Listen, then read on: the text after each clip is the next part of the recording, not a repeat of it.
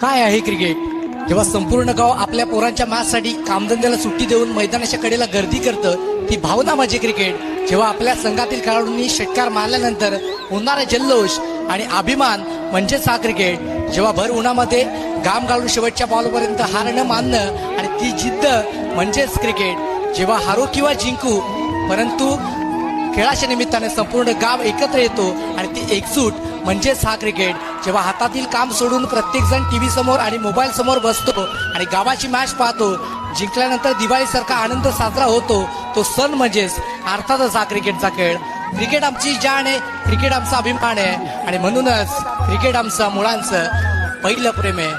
Thank you so much.